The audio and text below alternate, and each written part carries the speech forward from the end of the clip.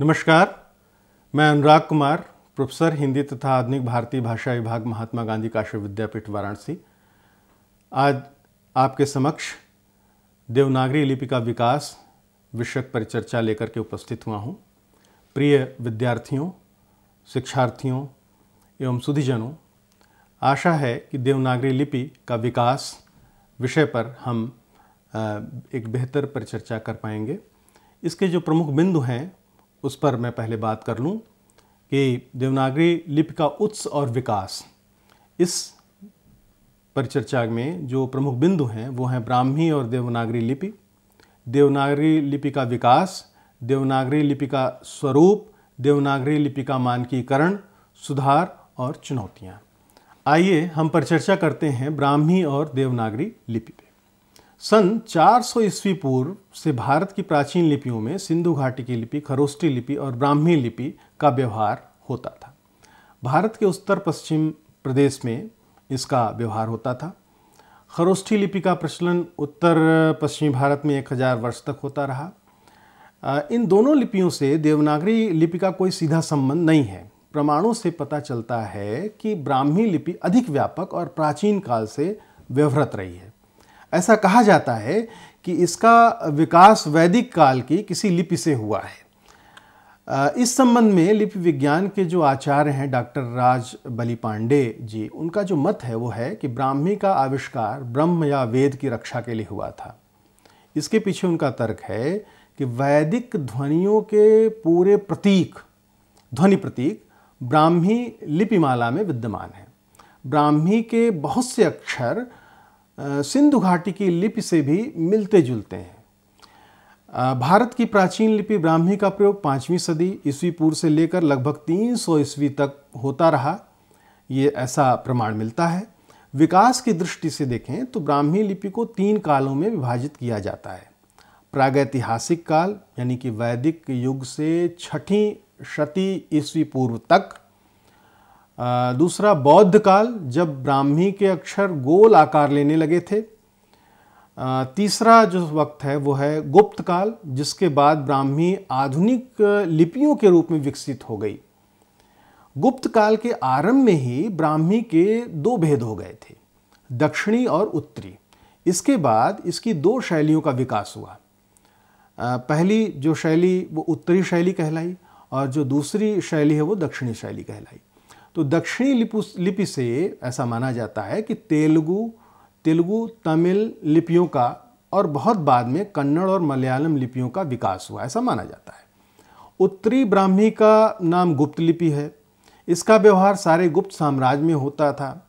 इस युग में अक्षरों के ऊपर शेरो रेखा, भले ही वह छोटी सी थी, लगाई जाती थी यानी बनने लगी थी और स्वरों की मात्राएं स्पष्ट होने लगी थीं। गुप्त लिपि से 6वीं शती में सिद्ध मातृका लिपि निकली, जो कश्मीर से वाराणसी तक के विशाल क्षेत्र में चलती थी। ऐसा प्रमाण मिलता है। कालांतर में इसी के कुटिल या वक्र अक्षरों के कारण इसे कुटिल लिपि या कुटिलाक्षरा कहा गया। इस कुटिल लिपि से ही 6वीं शती के लगभग नागरी के प्राचीन रूप का विकास हुआ, ऐसा माना जाता है, जिसे विद्वान प्राचीन नागरी कहते हैं।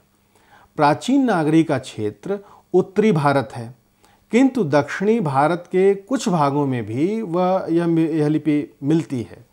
जैसे दक्षिणी भारत में इसका नाम नागरी न होकर के नंदी नागरी है। प्राचीन नागरी से ही आधुनिक नागरी, गुजराती, महाजनी, राजस्थानी, कैथी, मैथिली, असमिया, बंगला, ये तमाम जो और लिपियां हैं आदि लिपियों का विकास हुआ, ऐसा माना जाता है।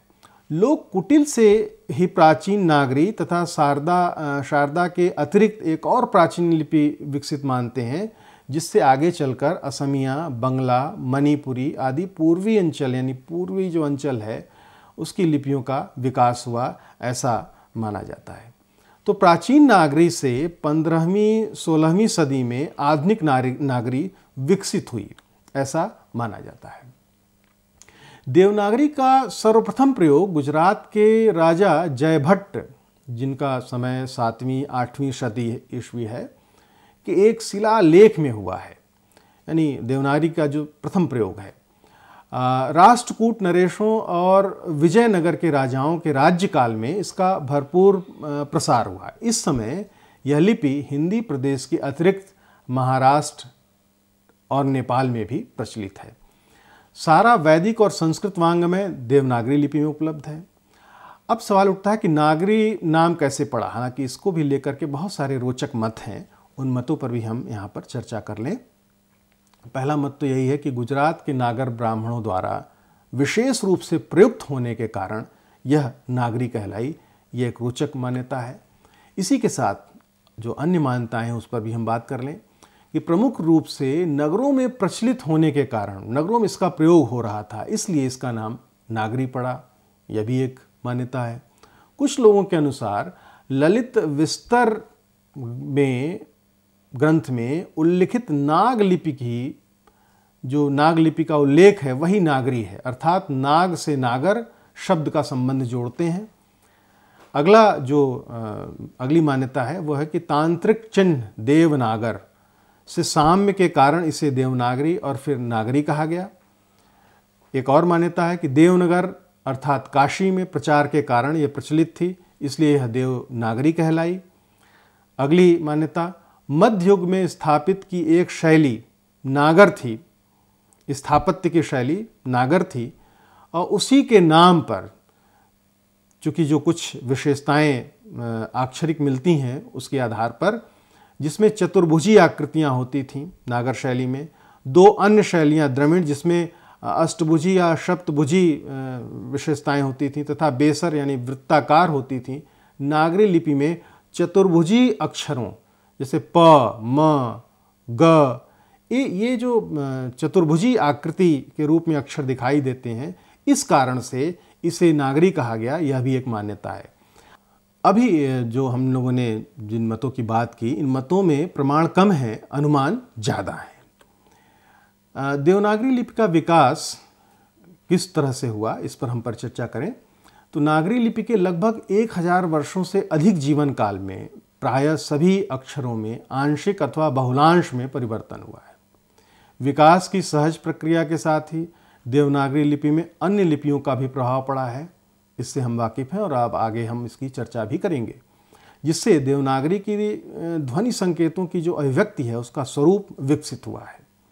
पहली बात जो हम इस संदर्भ में देखें कि किन लिपियों का प्रभाव देवनागरी पर पड़ता है, तो नागरी लिपि पर फारसी लिपि का प्रभाव पड़ा है। इसका कारण है कि हिंदी तथा अन्य भारतीय भाषाओं में फारसी के शब्द भंडार समृद्ध हैं। फारसी का ही प्रभाव है कि नुक्ते अथवा बिंदु का प्रयोग नागरी लिपि में होता है, जैसे ड, ढ़, ढ, ढ़, फ, ज, ज। इसके साथ ही कुछ लोग नागरी लिपि को शेरो रेखा विहीन लिखते हैं। यह जो प्रभाव है वह गुजराती लिपि जो है उसका प्रभाव है, क्योंकि वो शिरोरेखा विहीन है। उसी तरह से एक ध्वनि है जो देवनागरी में आई है, वो है ल, ल नहीं बल्कि ळ।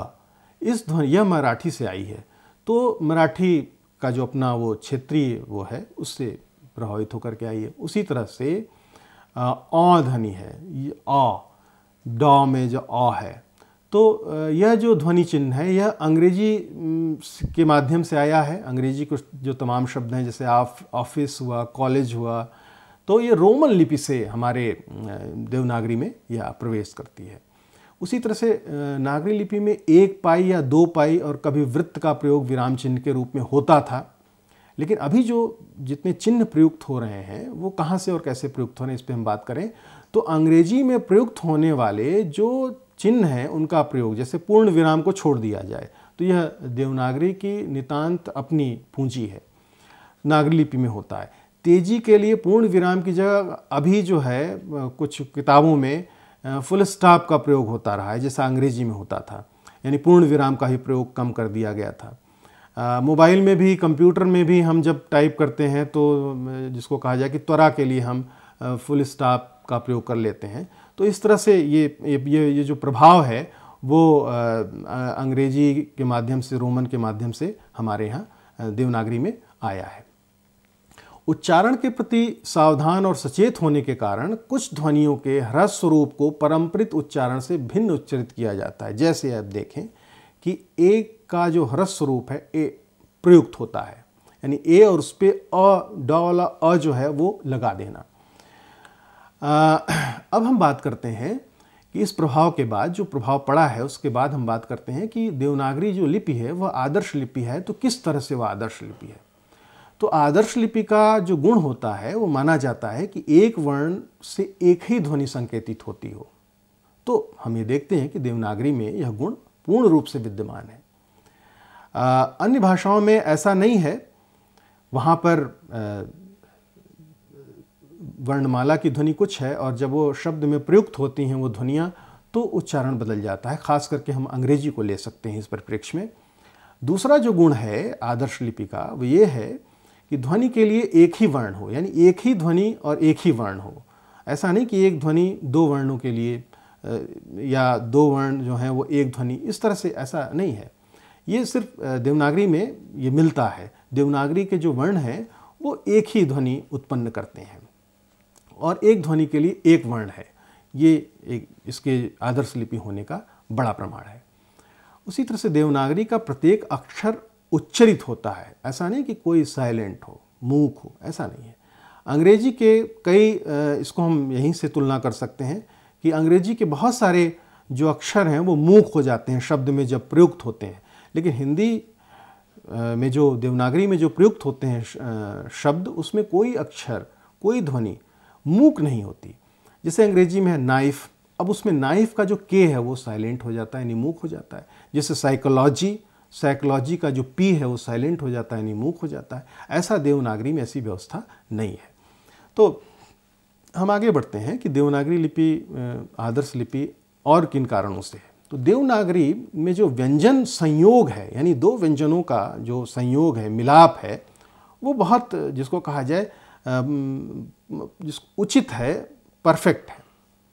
जैसे क्र, प्र, क्ल, त, छ, त्र, ज्ञ, न, ये जो संकेत हैं देवनागरी में हम इन ध्वनियों को, संयुक्त ध्वनियों को लिख पाते हैं, या जो हम कहें कि अक्षरों को लिख पाते हैं, वो देवनागरी का गुण है और उस गुण के कारण हम उसे लिख पाते हैं। अगला जो विशेषता है, देवनागरी की जो वर्णमाला है उसका जो वर्णक्रम है वो वैज्ञानिक है। इस तरह से वैज्ञानिक है कि पहले स्वर है और उसमें भी यह ध्यान रखा गया है कि पहले ह्रस्व आएगा, उसके बाद दीर्घ आएगा, उसके बाद व्यंजन, और वे सारे उच्चारण व्यंजन भी किस आधार पे हैं? तो स्थान के आधार पर, प्रयत्न के आधार पर ये रखे जाएंगे। अब उसमें भी हम देख सकते हैं कि स्थान के आधार पर से कंठ हो गया, तालव्य हो गया, मूर्धन्य हो गया, ओष्ठ हो गया। इस तरह से हम जिसको कहें कि स्थान और प्रयत्न के आधार पर उसे रखा जाता है। यही नहीं, यहाँ तक कि सघोष, अघोष, इन ध्वनियों का भी वर्णमाला में स्थान रखा गया। अनुनासिक कहाँ रहेंगे? अनुनासिक जो ध्वनियाँ हैं वो कहाँ रहेंगी? महाप्राण कहाँ रहेगा? जैसे चौथे जो ध्वनि है, व्यंजन ध्वनि, वह महाप्राण है। पहले और तीसरे जो दूसरे और चौथे महाप्राण है, पहले और तीसरे अल्प प्राण है। इस तरह से क्रमिक जो पूरा का पूरा जो देवनागरी की वर्णमाला है वह इस रूप में सुसज्जित है जिसे हम कह सकते हैं कि यह एक वैज्ञानिक सरोकार है जिसके आधार पर हमें देवनागरी वर्णमाला मिलती है। देवनागरी वर्णों के नाम उच्चारण के अनुरूप हैं। अगला जो उसकी विशेषता है कि देवनागरी का प्रयोग जिन भाषाओं के लिए होता है उन सभी भाषाओं की ध्वनियों को अंकित करने में देवनागरी समर्थ है। देवनागरी में नए चिन्हों को जोड़कर भारत में प्रयुक्त होने वाली भाषाओं की ध्वनियों के उपयुक्त बनाने का प्रयास किया गया है। ये जब मानकीकरण पर हम बात करेंगे तो इस पर हम चर्चा विशेष रूप में करेंगे। इस लिपि के लेखन और मुद्रण के अक्षर एक हैं, अलग अलग नहीं। जैसे कुछ ऐसी लिपियां हैं जिसमें मुद्रण की जो मुद्रण के अक्षर हैं वो अलग हैं, लेखन के अक्षर अलग हैं, लेकिन देवनागरी में ऐसा नहीं है। जो लेखन का अक्षर है वही मुद्रण का भी अक्षर है। कला के पारखी बताते हैं कि सीधी रेखा की अपेक्षा वक्र रेखा अधिक सुंदर होती है। देवनागरी का प्रत्येक अक्षर वक्र और सुंदर है। देवनागरी लिपि का प्रयोग व्यापक है। संस्कृत, नेपाली, हिंदी, मराठी की यह लिपि है। इसके साथ ही गुजराती के लिए भी इसका प्रयोग होता है। कोई भी लिपि पूर्णतः जिसको कहा जाए कि सिर्फ विशेषताओं से युक्त हो, ऐसा नहीं, उसमें कुछ दोष भी होते हैं। तो अगर दोष के परिप्रेक्ष्य में देखें तो देवनागरी लिपि में क्या दोष हो सकते हैं, आइए हम इस पर चर्चा करते हैं। पहला दोष तो यह है कि त्वरा लेखन के लिए देवनागरी उतनी उपयुक्त नहीं है जितनी और भाषा और लिपियां हो सकती हैं, क्योंकि शब्द लिखने के लिए जो कलम है उसको बार बार आगे पीछे ऊपर नीचे उठाना पड़ता है, मात्राओं को देने के लिए, गोल बनाने के लिए, इस तरह से।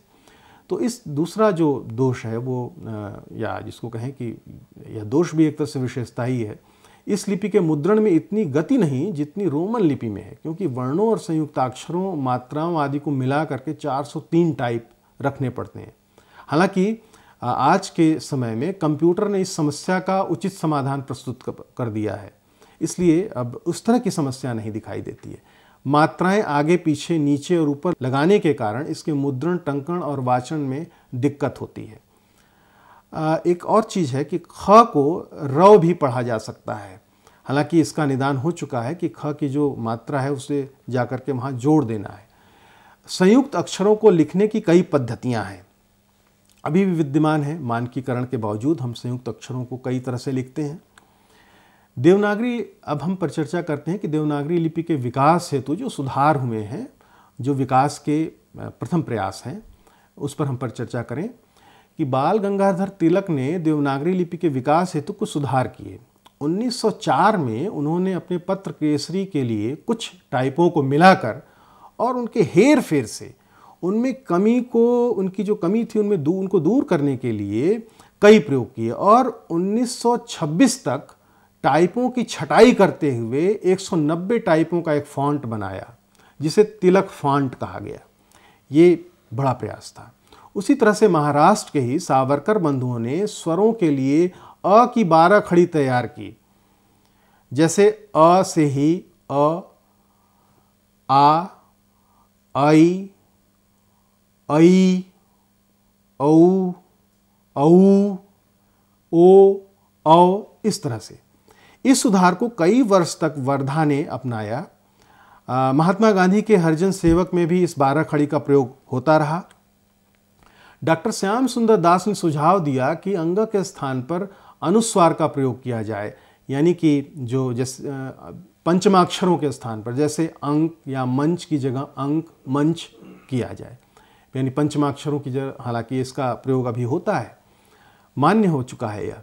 डॉक्टर गोरख प्रसाद जो हैं वो मात्राओं को व्यंजन के साथ दाहिने हाथ अलग से लिखने के पक्ष में अपने सुझाव देते हैं, हालांकि जिससे माना नहीं गया। जैसे हम कहें कि अगर लिखना हो कि कुल, तो पहले क लिखें और फिर उसके ठीक आगे हम ऊ की मात्रा लिखें, उसके बाद आगे फिर ल लिखें।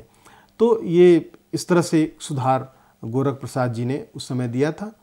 काशी के श्रीनिवास ने महाप्राण वर्ण को हटाकर अल्प प्राण के ध्वनि के नीचे कोई चिन्ह लगा देने का सुझाव दिया था। इससे वर्णों की संख्या कम होगी, इस परिप्रेक्ष्य में उन्होंने यह सुझाव दिया था।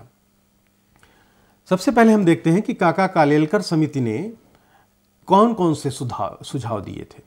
सन 1935 में हिंदी साहित्य सम्मेलन के इंदौर अधिवेशन में राष्ट्रपिता महात्मा गांधी के सभापतित्व में नागरी लिपि सुधार समिति बनाई गई, जिसके संयोजक काका कालेलकर थे।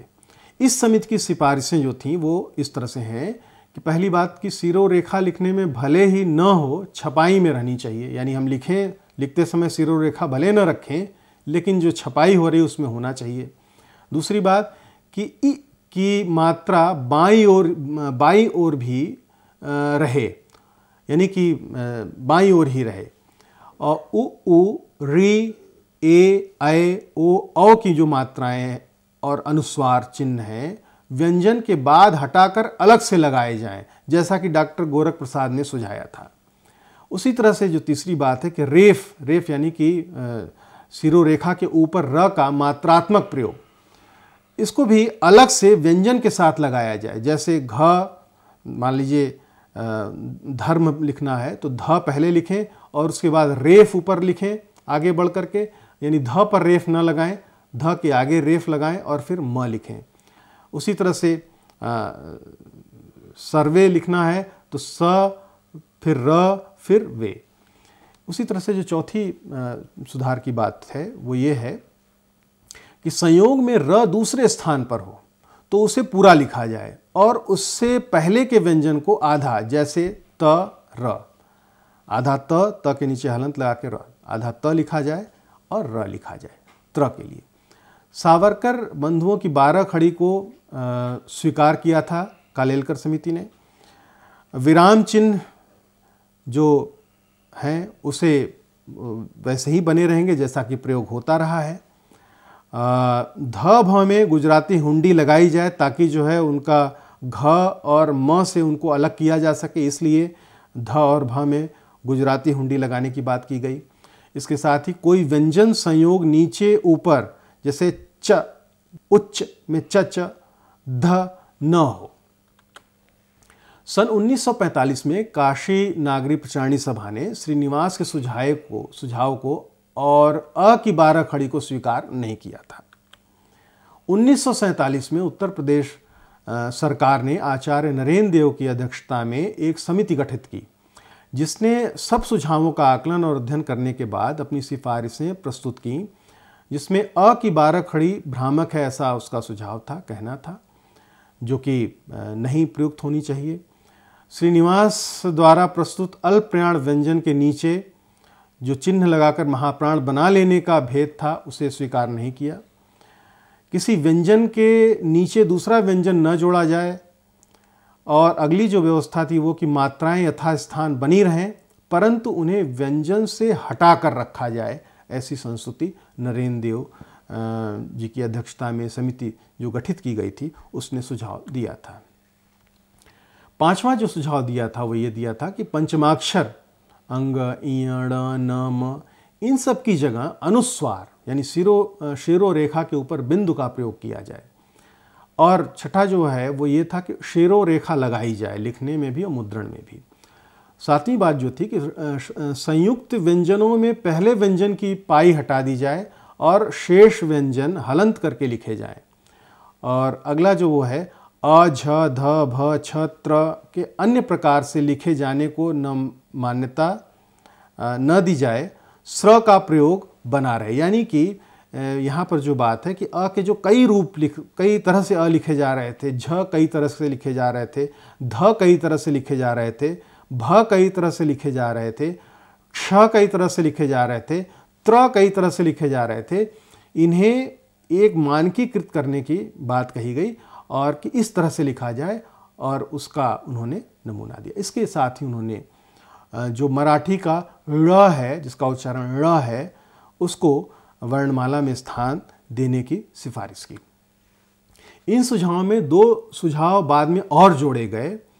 वो सुझाव ये थे कि जो ख पहले उस समय लिखा जा रहा था उसमें र और व को अगर नज़दीक लिखा जाए तो ख हो जाता था और र और व को अगर थोड़ा दूर कर दिया जाए तो र और व का वो जो ख है वो र और व का 2 ध्वनियों का बोध कराता था। इसलिए र की जो अंतिम जो सिरा है वो ले जा करके व में जोड़ दिया जाए, यानी कि ख बना दिया जाए, वो जोड़ दिया जाए, संयुक्त कर दिया जाए, इसकी वकालत की गई, इसके सुझाव दिया गया। इसके साथ ही ई की मात्रा की पाई छोटी करके दाहिनी तरफ लिखे जाए। इस सुझाव के अनुसार इसी शब्द को, यानी जैसे इसी शब्द है तो पहले लिखें इस और उसके बाद जो मात्रा है ई की मात्रा उसे दाहिनी ओर लगाया जाए। मात्रा के इस प्रयोग का हालांकि विरोध हुआ। 1957 में ई की मात्रा वर्ण के पूर्व प्रयोग की जाए, इसकी मान्यता मिलती है। उसे पूर्वत व्यंजन से पहले रखा जाना स्वीकार किया गया। आइए अब हम बात करते हैं कि केंद्रीय हिंदी निर्देशालय और देवनागरी लिपि का मानकीकरण। अब जो अंतिम जो मानकरण है वो 2016 में हुआ है। तो केंद्रीय हिंदी निदेशालय द्वारा देवनागरी लिपि तथा हिंदी वर्तनी के मानकीकरण का कार्य देश के प्रतिष्ठित विद्वानों और भाषाविदों, हिंदी सेवी संस्थानों, राज्य सरकारों एवं विभिन्न मंत्रालयों के उच्च अधिकारियों से विचार विमर्श करके प्रारंभ किया गया था। इसके अंतर्गत प्रथम 1967 में, फिर उसके बाद लघु पुस्तिका प्रकाशित की गई मानकीकृत देवनागरी की लिपि की, और उसके बाद 1983 में इस पुस्तिका का संशोधित परिवर्धित संस्करण प्रकाशित किया गया। उसके बाद पुनः इसका मुद्रण हुआ 1989 में। इसके बाद पुनः इसका जो मुद्रण हुआ 1916 में हुआ। केंद्रीय हिंदी निदेशालय का जो वो है उस पर हम अगर बात करें तो उन्होंने यानी इस निदेशालय ने एक पूरा खाका तैयार किया और देवनागरी लिपि को काफ़ी बृहद और जिसको कहा जाए अखिल भारतीय स्वरूप देने का पूरा प्रयास किया। और इस रूप में हम देखें तो उन्होंने जो यूनिकोड बनाया है, तैयार किया है, वो बहुत ही कमाल का है। और उस यूनिकोड के तहत देवनागरी काफ़ी समृद्ध और विकसित हुई है। उसमें जो हमारी भाषाएं हैं, 8वीं अनुसूची की भी बहुत सारी भाषाएं हैं जिनकी जो ध्वनियाँ हैं उन्हें हम देवनागरी लिपि में लिख सकते हैं, उसका तर्जुमा कर सकते हैं, उसका हम जिसको कहा जाए कि अनुवाद कर सकते हैं। इस रूप में हम देखें तो 2016 में जो सबसे अद्यतन प्रकाशित संशोधित संस्करण है, अगर उसके कुछ उस पर हम देखें, बातचीत करें, तो सबसे पहले हम ये देखें कि वर्तमान संविधान में जो अष्टम अनुसूची की 22 भाषाएं हैं उसमें से किन किन भाषाओं, कौन कौन सी ऐसी भाषाएं हैं जो देवनागरी लिखी जा सकती हैं देवनागरी में। तो उसमें हिंदी है, संस्कृत है, कोंकणी है, डोंगरी है, नेपाली है, बोडो है, मराठी है, मैथिली है, संथाली है, गुजराती है, कश्मीरी है और सिंधी है। हालांकि मैथिली तिरहुता में लिखी जाती है, संथाली आपके जो उनकी ओलचिकी लिपि है उसमें लिखी जाती है, गुजराती में भी लिखी जाती है, कश्मीरी जो है वो फ़ारसी अरबी शारदा में लिखी जाती है, सिंधी फ़ारसी अरबी में भी लिखी जाती है। इसके साथ साथ 16 के जो परिवर्धित संस्करण है उसमें यह निर्धारित किया गया है कि अनुस्वार कैसे होगा, अनुनासिक कैसे होगा, विसर्ग क्या होंगे। जो बिल्कुल थोड़ी सी नई जो और बातें हैं उसमें यह भी है कि हिंदी के अंक जो होंगे, देवनागरी भारतीय अंकों का अंतर्राष्ट्रीय रूप होगा जो 343 अनुच्छेद के अनुसार होगा। उसके अलावा जो देवनागरी अंक जो 16 वाले परिवर्धित संस्करण में है वो वही 1, 2, 3, 4 करके इसे दिया गया है। इसके साथ ही हम ये भी देखते हैं कि परिवर्धित संस्करण में कश्मीरी के विशिष्ट स्वरों का दिया गया है कि कैसे उनका हम अनुवाद जब करेंगे, तर्जुमा करेंगे, तो उसके लिए हम देवनागरी के किन ध्वनियों को, वहाँ पर ध्वनि संकेतों को निर्धारित करेंगे। उसी तरह से संथाली के विशिष्ट स्वर कौन कौन से होंगे जिनको हम लेंगे। कश्मीरी च वर्ग के लिए हम कौन कौन सी देवनागरी ध्वनियों का इस्तेमाल करेंगे। सिंधी के अंतः विस्फोटी व्यंजनों के लिए हम कौन सी ध्वनियों का इस्तेमाल करेंगे। उसी तरह से बंगला, असमिया, तमिल, तेलुगु, मलयालम, कन्नड़, मराठी, उड़िया, इन सब के जो ध्वनियाँ हैं उन ध्वनियों के लिए हम देवनागरी के किन किन ध्वनियों का हम प्रयोग करेंगे, ये 2016 का जो मानकीकृत रूप है उसमें स्पष्ट रूप से दिया हुआ है। तो इसके साथ ही पूर्ण विराम को छोड़ करके हिंदी की जो शेष विराम आदि चिन्ह हैं वही ग्रहण किए जाएंगे जो अंग्रेजी में प्रचलित हैं। मुझे आशा है कि देवनागरी की विकास यात्रा से आप सभी लाभान्वित हुए होंगे और आप में यह समझ विकसित हुई होगी कि देवनागरी लिपि की यह विकास यात्रा कितनी लंबी, सुखद और समसामयिक है और इसके साथ ही साथ कितनी अखिल भारतीय है। धन्यवाद।